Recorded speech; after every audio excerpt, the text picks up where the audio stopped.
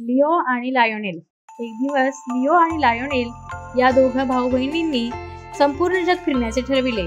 खूप दिवस ते असेच फिरत राहिले आणि एक दिवस ते एका भयानक जागी पोहोचले।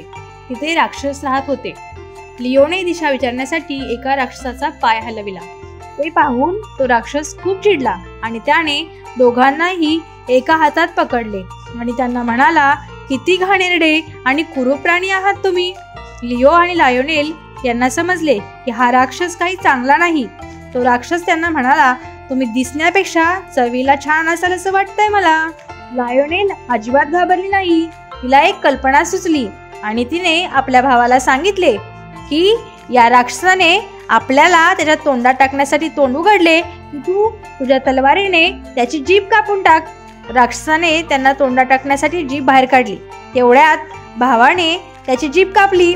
वेदनेने राक्षसाने त्यांना इतके दूर फेकले की ते एकदम आपल्या घरी जाऊन पोहोचले। आता पुन्हा राक्षसांच्या राज्यात जायचं नाही असं त्यांनी ठरविलं। अशा छान छान गोष्टी पाहण्यासाठी आपल्या चॅनलला सबस्क्राईब करा।